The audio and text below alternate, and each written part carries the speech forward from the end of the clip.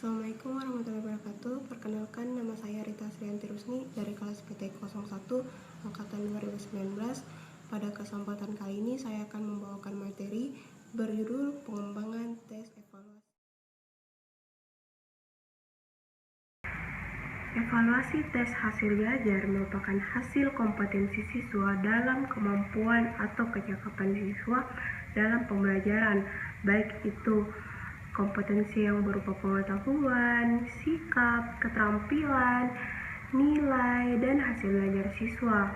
Kemampuan siswa dalam pengetahuan, apresiasi diri, nilai, sikap, dan keterampilan belajar yang dimiliki siswa. Adapun bentuk perilaku yang dimiliki siswa yaitu domain kognitif, domain afektif, dan domain psikomotor.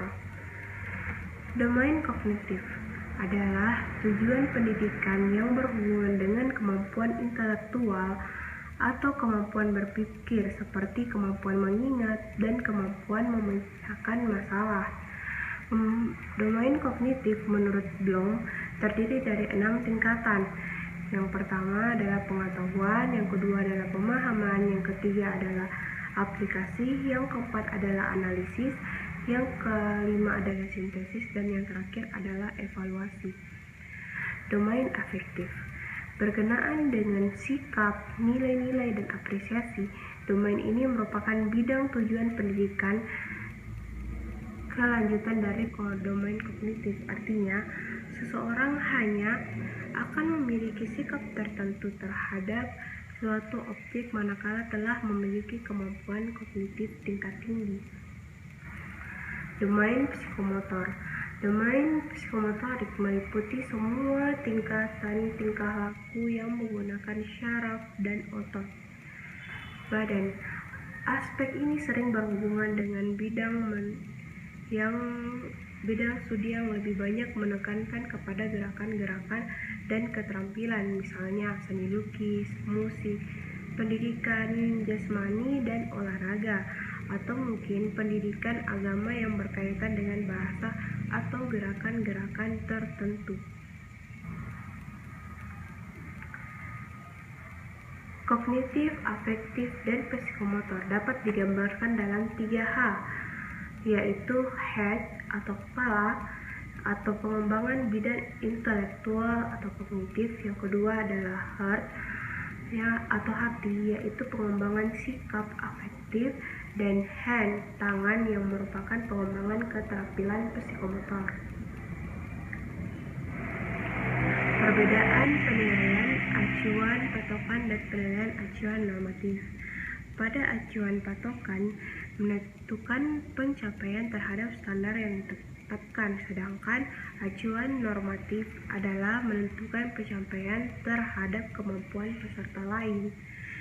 2. Pada acuan patokan tidak menekankan pada perbedaan kemampuan, sedangkan acuan normatif sebaliknya harus membedakan kemampuan antar siswa.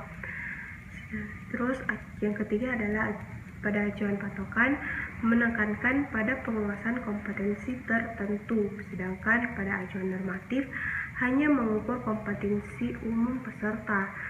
Acuan patokan soal mewakili kompetensi tertentu, sedangkan pada acuan normatif soal mengukur kompetensi umum.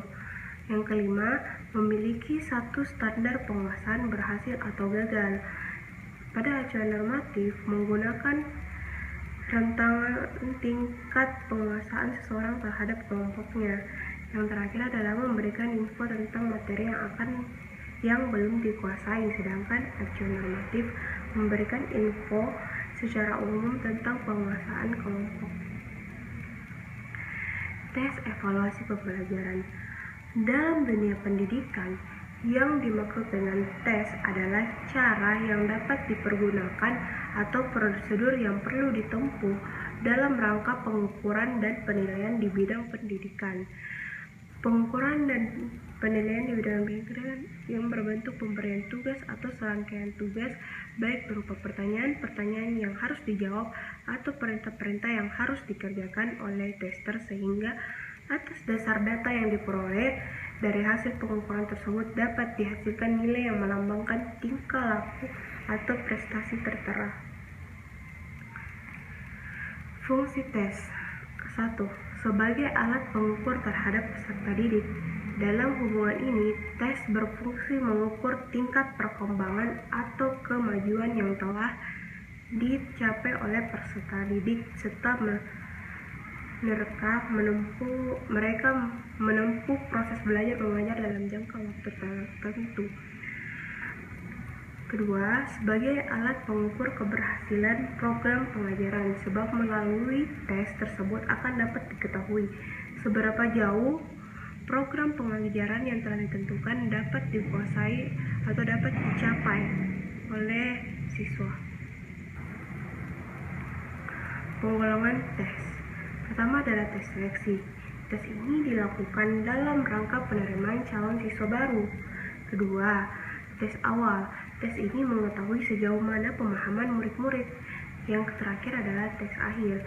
Tes mengetahui apakah semua pemahaman yang akan diajarkan telah diajarkan.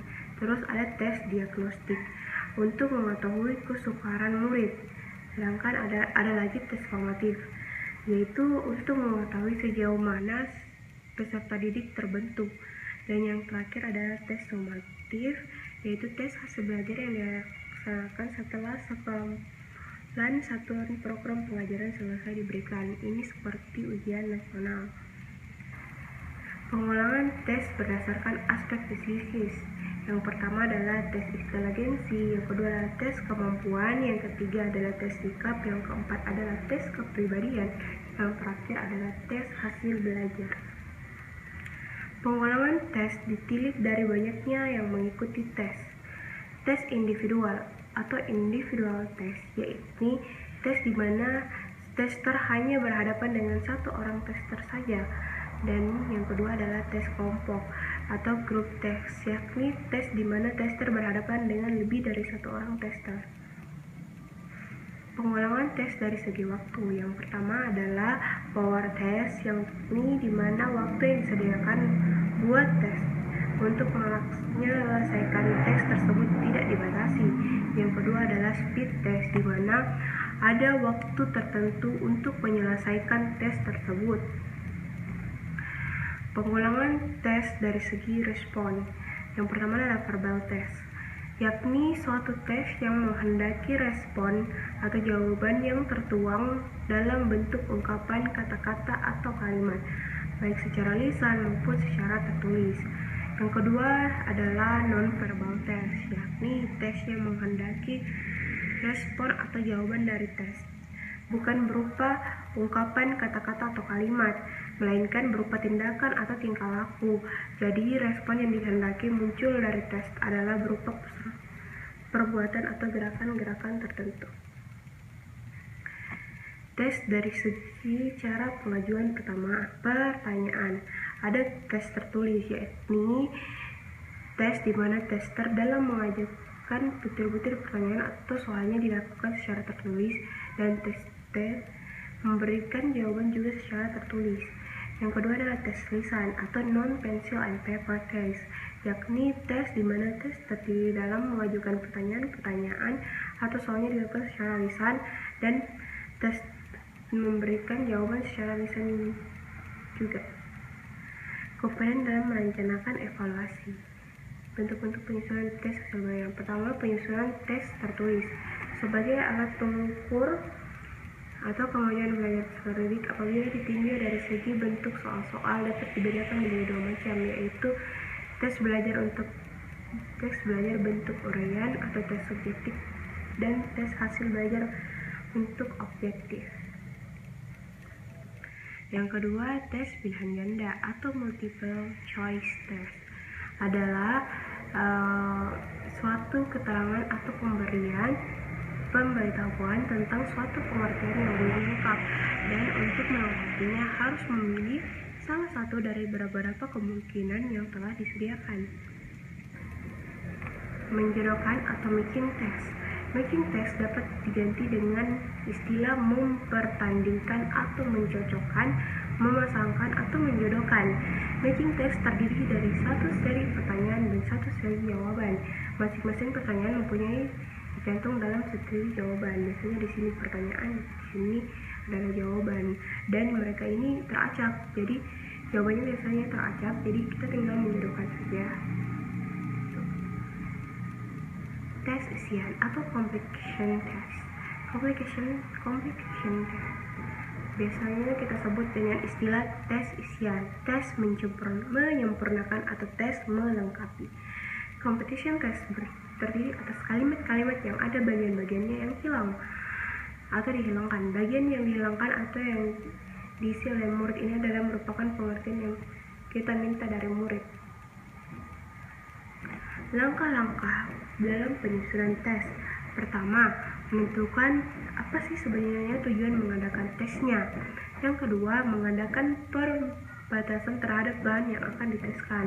Yang ketiga, merumuskan tujuan instruksional khusus dari tiap bagian bahan. 4. Mendirikan semua tik dalam tabel persiapan yang memuat aspek tingkah laku terkandung dalam tik itu. Tabel ini digunakan untuk mengadakan identifikasi terhadap tingkah laku yang dikehendaki agar tidak terlewati. 5. Menyusun tabel spesifikasi yang membuat pokok materi aspek berpikir yang diukur beserta imbangan antara kedua hal tersebut.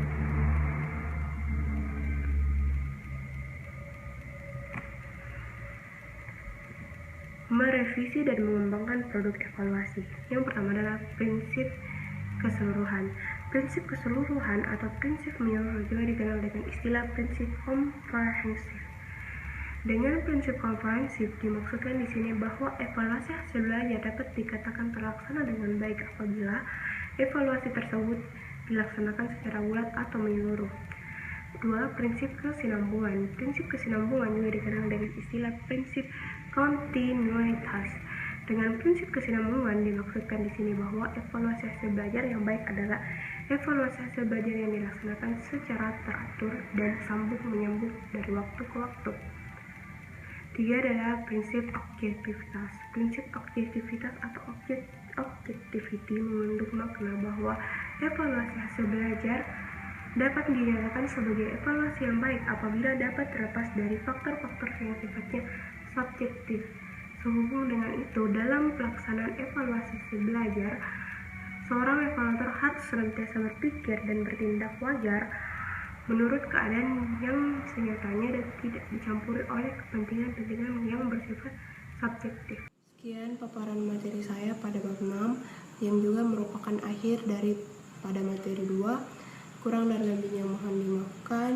Wabillahi taufiq wal hidayah. Wassalamualaikum warahmatullahi wabarakatuh.